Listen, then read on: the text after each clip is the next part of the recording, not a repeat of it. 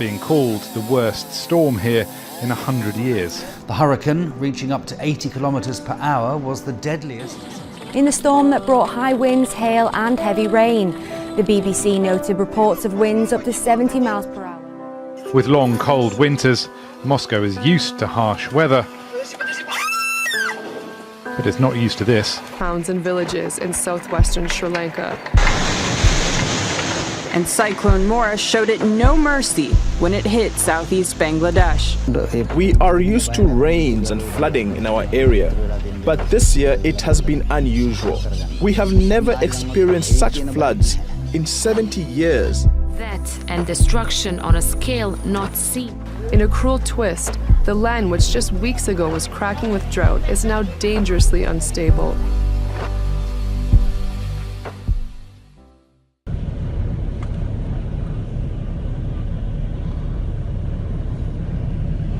Oh my God! Woo! A ferocious storm in South Africa has left at least 8 people dead. 12-metre waves pummeled the coast, flipping cars. More was slammed by smashing waves during the city's worst storm in 3 decades. Cape Town has lately been suffering one of the most severe droughts in years. Meanwhile, in Knysna, authorities are struggling to control another natural disaster, a wildfire. And as the city of Cape Town deals with the aftermath of Wednesday's freak storm, firefighters in the town of Knysna, about 500 kilometers away, are battling a deadly inferno. Absolute scenes of devastation, and many are so shell-shocked here. But it's a modern reality of the El Niño world we live in, where weather patterns are extreme, and I'm afraid Cape Town has taken a pummeling these last 24 hours. So this is act of God territory. This is not something that you can do much about, you just have to roll with it.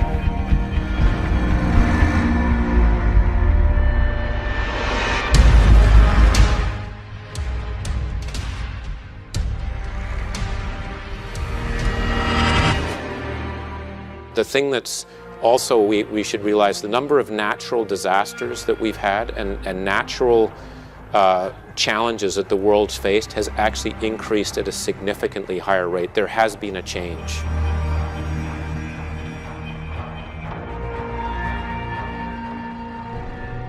Now to that severe weather across the country, wildfires forcing evacuations in Washington, and multiple twisters tearing through the Midwest. Ginger is tracking it all. Good morning, Ginger.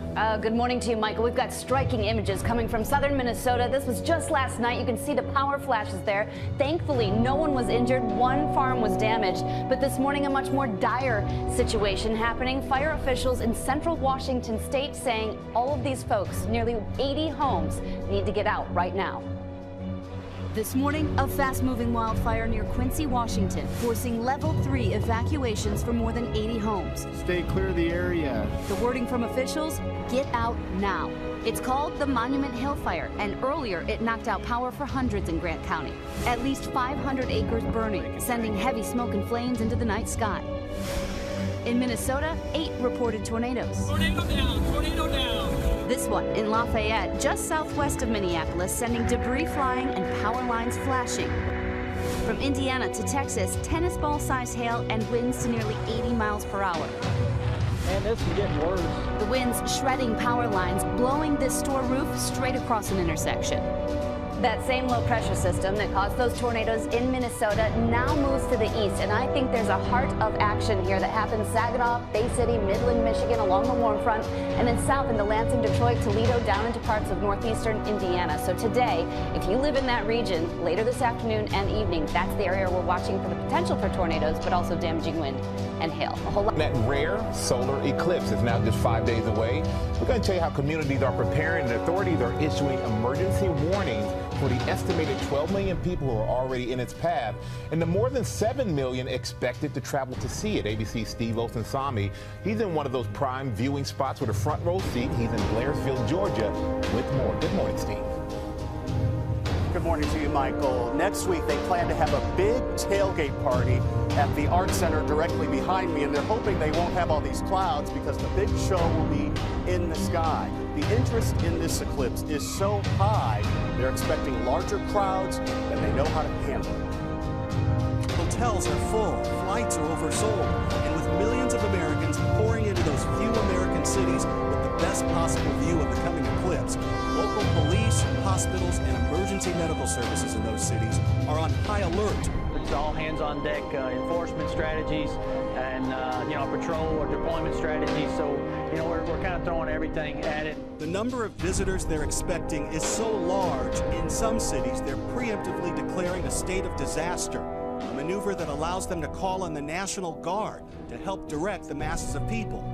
A police department in a certain area is overwhelmed and they need us to come help set up traffic control checkpoints, we're ready to do that. Here in Blairsville, Georgia, 2 hours north of Atlanta, where they'll see a rare total eclipse, they're expecting up to 200% more people than live here. There's no reason to panic. We're not going to run out of gas. We're not going to run out of groceries. We just need to enjoy this event. The state of Oregon alone is expected to see 1 million visitors. Some hospitals are canceling elective surgeries and calling in extra help for the emergency rooms. In Portland, they've already rented out 17,000 cars and SUVs at the International Airport for the big event. 43 miles of auto from end to end. That's what they normally do over a whole week. The 7 million people who will be traveling to see the eclipse across 12 states will definitely be going into towns and different areas that are not accustomed to seeing this influx of people. Just in case, the Red Cross has resources in place all along the eclipse zone, and they have suggestions for how to stay safe in such large crowds. One thing is we really encourage folks to have in their cars an emergency go kit, and that should include things like water, non-perishable food, a flashlight with batteries, and an envelope full of cash. I want you to take a look again at the clouds that are behind me. They're really hoping that this doesn't happen. There are actually mountains back there. Authorities are warning people that they may need to find a landline to make an emergency call during the eclipse viewing because there'll be so many people on their cell phones.